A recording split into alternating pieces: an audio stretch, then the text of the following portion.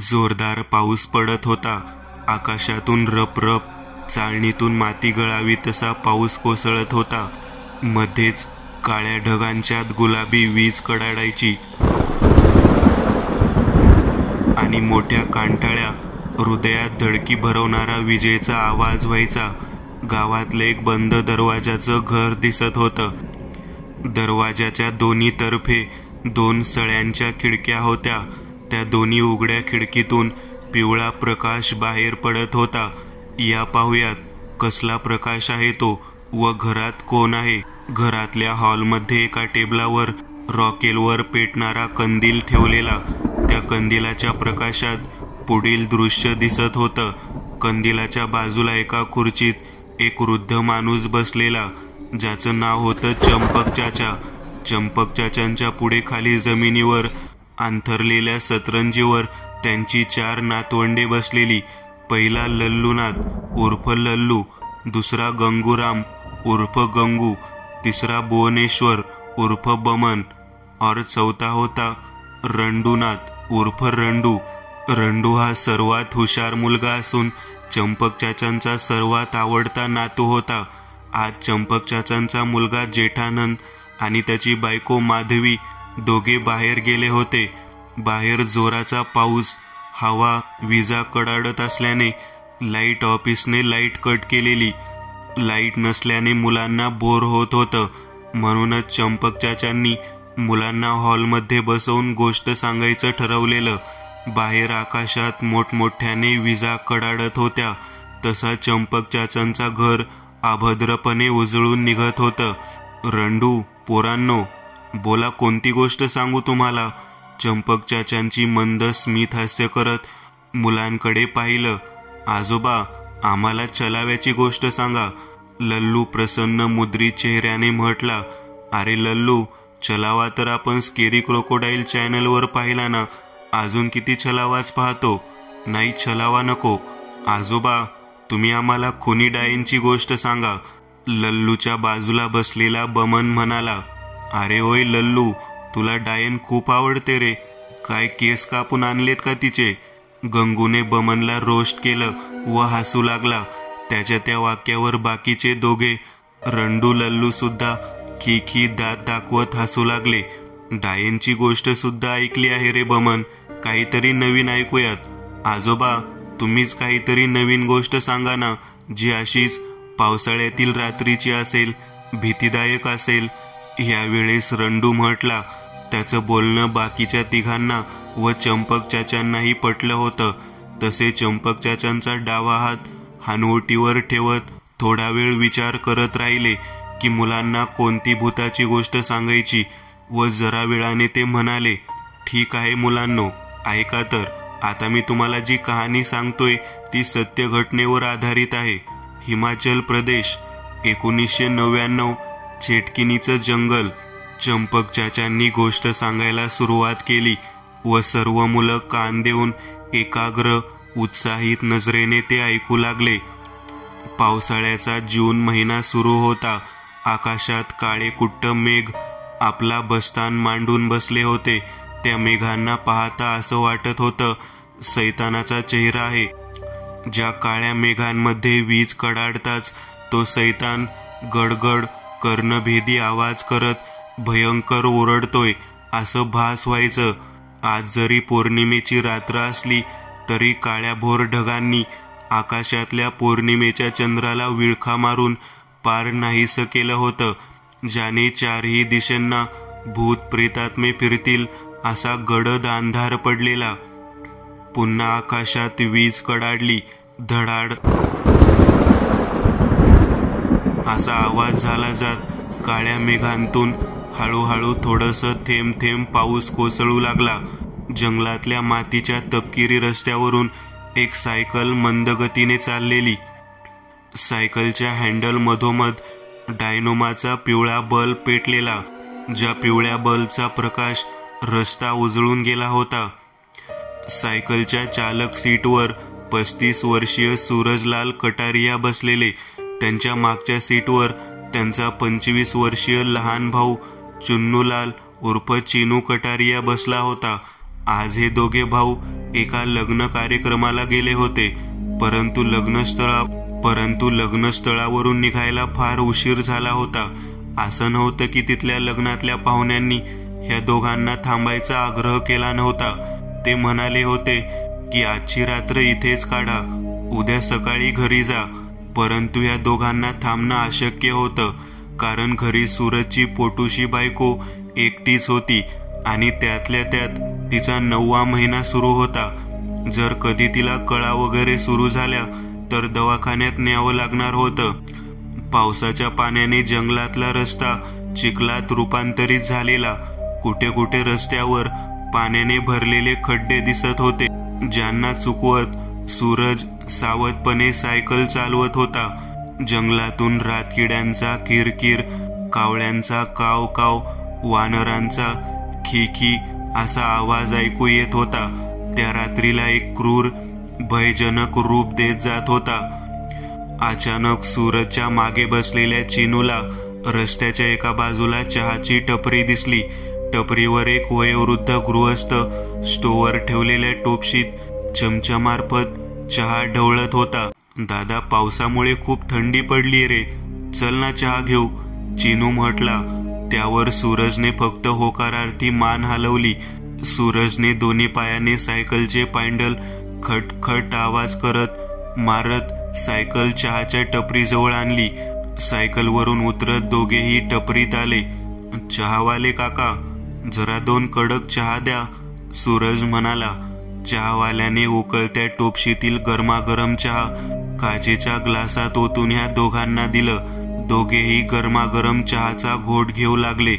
तोच तेवढ्यात तो चहावाला म्हणाला, बच्चो, रात में इस जंगल से क्यों जा रहे हो? काका, हा रस्ता आमच्या गावाला जाऊन मिळतो, सूरज म्हणाला. दोघांचंही चहा पिऊन झालं होतं. सूरजने चहावाल्याला पैसे दिले व दोघेही सायकलवर जाऊन बसले. तोच त्या चहावाल्याने ह्या दोघांना आवाज दिला व म्हणाला, मुलांनो, पाऊस कमी आहे तर लवकरात लवकर हे जंगल पार करा आणि सायकल जंगलात कुठेही थांबू नका. तो चहावाला म्हणाला. त्याच्या बोलण्यात भयाची कंपने जाणवत होती. जी काका, चला जातो घरी, माझी गरोदर बायको माझी वाट पाहत असेल. सूरजने होकारार्थी मान हलवली. उजव्या पायाने पॅन्डल मारत सूरजने पुन्हा सायकल रस्त्याला लावली. इकडे मागे सूरजच्या तोंडून गरोदर बायको हा शब्दाचा उल्लेख ऐकताच चहावाल्याचा तोंड, डोळे भीतीने पांढरे पडले जात मोठे झाले होते. सूरज, चिनू दोघांचेही या जंगलातून रात्रीच्या वेळी प्रवास करण्याची ही पहिलीच वेळ होती. म्हणूनच त्या दोघांनी हे माहिती नव्हतं. या जंगलात जसा रात्रीचा अंधार पडायला सुरुवात होते तसं त्या अंधारात काहीतरी मानवाचे कल्पनेपलीकडील एक पिशाच्य जागं होतं. मानवाचं शिकार करण्याकरिता फिरतं, म्हणजेच चेटकीन होय. जंगलातल्या रस्त्याला पांढऱ्या धुक्याच्या चादरीने वेढा घातला होता. आकाशात वीज कडाडताच उभा जंगल लख्खपणे उजळून निघत होता. सूरज सायकलचे पॅन्डल खटखट आवाज मारत सायकल हाकत होता. डायनोमाचा पिवळा बल्ब त्याला आपल्या उजेडाने वाट दाखवत होता. अचानक थेंब थेंब कोसळणारा पाऊस, त्या पावसाने रौद्र रूप धारण केलं. काळ्या ढगांतून वेगानं मुसळधार पावसाला सुरुवात झाली. जणू ढगच फाटले होते. अरे नहीं, इस बारिश को भी अभी आना था, सूरज त्रस्त स्वरात म्हटला. ऐसे तो हम भीग जाएंगे भैया, कुठेतरी थांबूयात, चिनू म्हणाला. तेवढ्यात दोघांच्या नजरेला जंगलात जरा दूर झाडांच्या गर्तेत एक झोपडी दिसली. त्या झोपडीच्या खिडकीतून कंदिलाचा प्रकाश बाहेर येत होता. नक्कीच त्या झोपडीत कोणीतरी होतं, खास नक्कीच. दादा, दादा, तिथे बघ झोपडी आहे, आतून प्रकाश पण येत आहे, चल आपण त्या झोपडीजवळ जाऊयात, चिनू म्हणाला. पावसाने फार वेग धरला होता. सूरजकडे दुसरा पर्यायही नव्हता. शेवटी त्याने आपली सायकल त्या झोपडीच्या दिशेने वळवली. झाडांच्या गराड्यात काळोखात उभी ती झोपडी वीज चमकताच उजळून आसुरी लकाकीने उजळून निघत होती.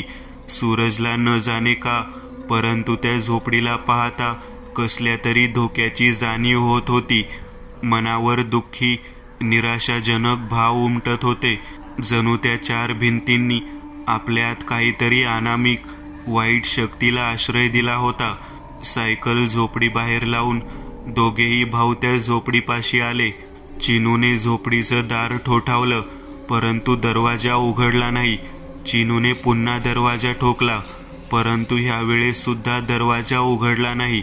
चिनूने असंच 3-4 वेळा दरवाजा ठोकला आणि चौथ्यांदा मात्र दरवाजा उघडला गेला. दरवाजात एक पाठीत वाकलेली म्हातारी उभी होती. अंगात हिरवी साडी, त्यावर काळा ब्लाऊज. चेहरा वयोमानानुसार सुरकुतला होता. डोळे खोल गेले होते. काय रे पोरांनो, काय पाहिजे? त्या म्हातारीने आपल्या किन्नरी खोल गेलेल्या आवाजात विचारलं. तिचा आवाज जणू असा होता जसं की चेटकीनच बोलत आहे. दायमा, बाहेर पाऊस पडतोय, आम्हाला जरा झोपडीत आश्रय मिळाला तर बरं होईल, सूरज म्हणाला. त्याच्या त्या वाक्यावर म्हातारीच्या डोळ्यात एक चमक आली. नक्कीच, का नाही, या आत या, म्हातारी म्हटली. दोघेही भाऊ झोपडीत चालत आत आले. झोपडीत प्रथम हॉल होता. हॉलमध्ये एक कंदील पेटलेला, ज्याचा उजेड हॉलमध्ये पडलेला. हॉलच्या दरवाजापासून जरा दूर उजव्या बाजूला अजून एक दरवाजाची सफेद रंगाचा पडदा लावलेली एक चौकट होती.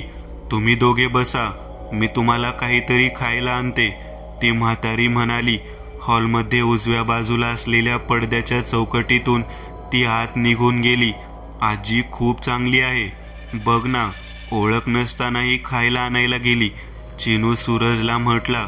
जरा वेळाने ती म्हातारी त्या दरवाजातून बाहेर आली. तिच्या हातात 2 ताट होती.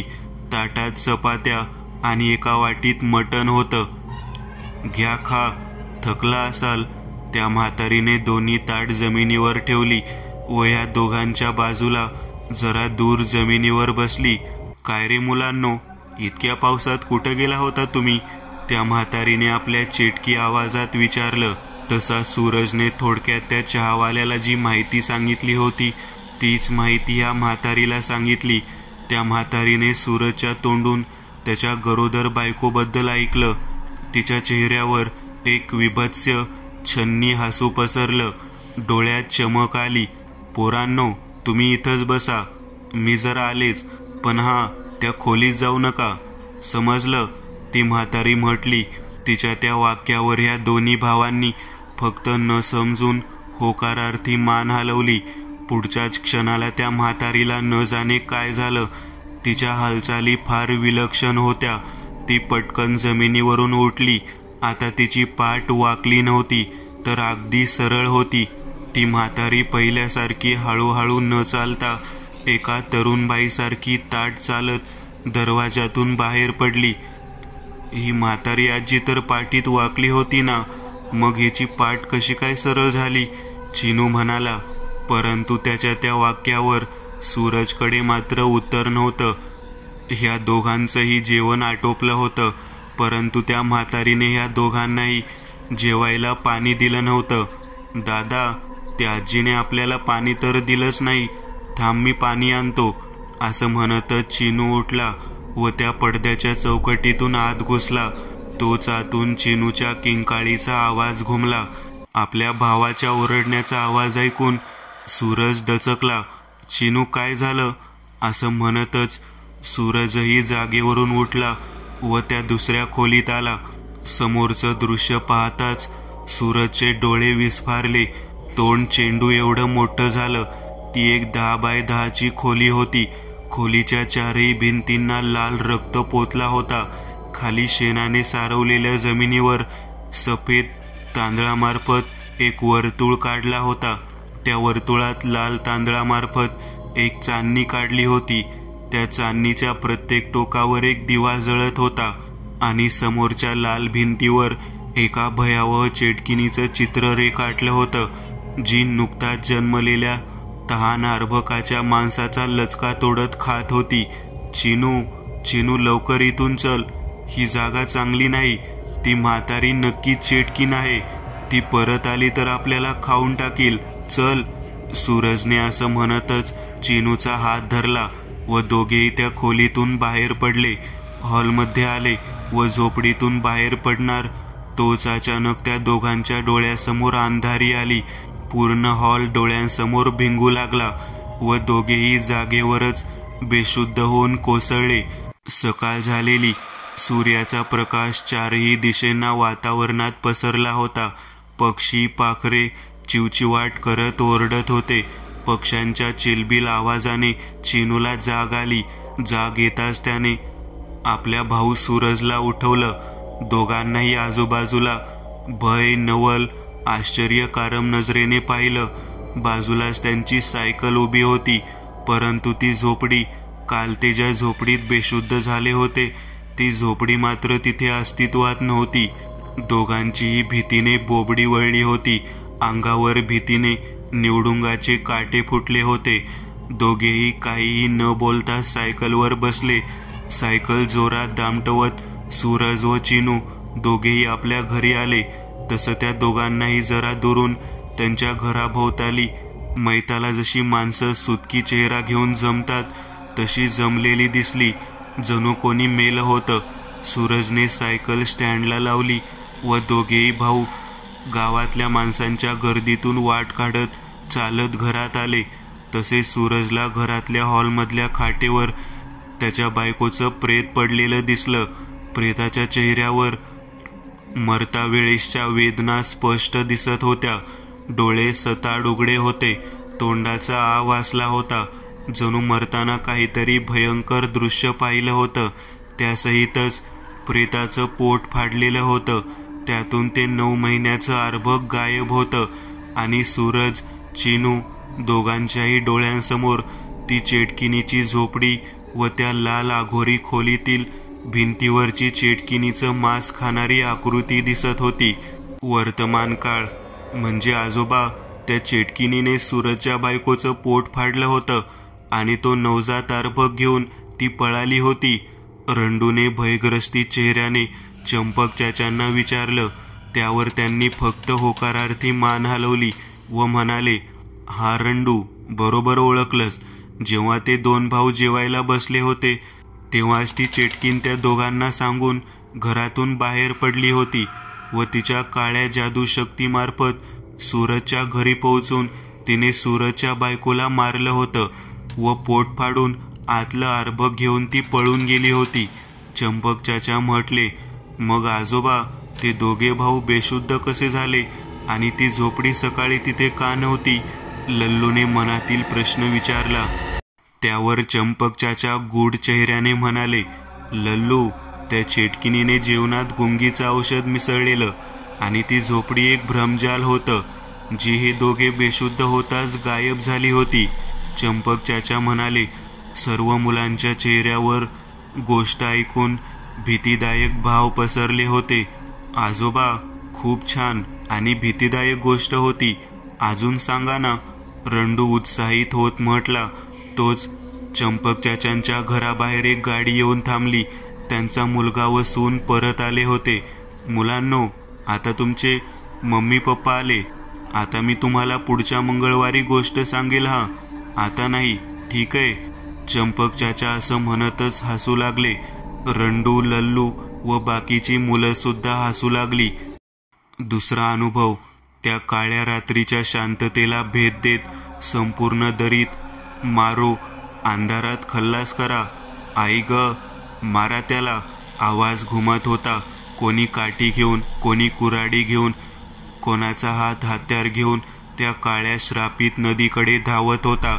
कोणीतरी गावकऱ्यांना सांगितले होते की काळी नदी ओलांडणाऱ्या 2 माणसावर भूताचा हल्ला झाला आहे. किनाऱ्यावर रक्ताने माखलेले 2 मृतदेह पडले आहेत. पाहिल्यावर कळले की दोघेही पाण्यात बुडून मरण पावले होते. पाहताच ओळखून येत होते, कोणीतरी हे मृतदेह कापले, छाटले होते. गावात खळबळ उडाली. गावाचे प्रमुख ठाकूर रामनाथजी पुढे आले आणि म्हणाले, कोणीही रात्री नदीतून जाणार नाही. हे कसे घडले? पहारेकरी कुठे मेला? मग मागे उभा असलेला पहारेकरी पुढे थरथर कापला. त्याच वेळी पोलिसांना कळवण्यात आले.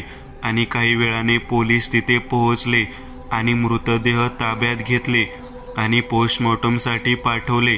खूप लोकांची चौकशी करण्यात आली, पण कोणालाही काहीच कळले किंवा माहिती नव्हतं. काही दिवसात सर्व काही ठीक झालं. त्याच गावात नीरज नावाचा एक 5 वर्षांचा मुलगा होता. एके दिवशी तो त्याच्या मित्र दीपक सोबत नदीकाठी एका झाडाखाली बसला होता.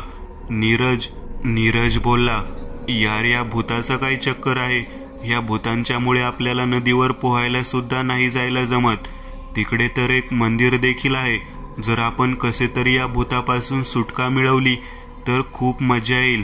हे ऐकून दीपक म्हणाला, भाऊ, ही या नदीची समस्या आहे आणि जो कोणी या नदीच्या पाण्यात पाय ठेवेल त्याला मारले जाईल. तोच नीरज बोलला, चला आपण बुजुर्ग माणसांना या नदीबद्दल विचारू. नीरज आणि त्याचे मित्र गावात आले. तिथे त्यांनी एका म्हाताऱ्याला विचारलं की नदीवर माणसं का मरतात. दादाजी म्हणू लागले, बेटा, हे सगळं गाववाल्यांच्या कर्माचं फळ आहे. गावात मुकुंद नावाचा एक साधा शेतकरी राहत होता. तो दिवसभर शेतात काम करायचा. त्याच्याकडे स्वतःचे कोणतेही शेत नव्हते. तो त्यावेळी जमीनदाराच्या जमिनीत काम करायचा. तो प्रार्थना करणारा माणूस आहे. रात्रीच्या वेळी नदीकाठी बांधलेल्या होडीतून तो पूजेचे ताट घेऊन पलीकडच्या मंदिरात जात असे. त्या मंदिरात कोणीही जात नसे, फक्त मुकुंद जात असे. तो मंदिर स्वच्छ करायचा, फुलांनी सजवायचा, देवाची पूजा करायचा, त्याला प्रसन्न करायचे आणि परत यायचे. एकदा नदीत भयंकर पूर आला, पण मुकुंदला विश्वासच बसत नव्हता की तो निघून गेला. जेव्हा तो पूजा करून परत आला तेव्हा नदीच्या जोरदार प्रवाहात बोट वाहून गेली. मुकुंदाने होडीतून उडी मारून त्याचा जीव वाचवला. तो कसा तरी किनाऱ्यावर तरंगला. उसकी पूजा की थाली का सिंदूर तिच्या चेहऱ्यावर पसरला होता. व उग्र की उधर चल दिया.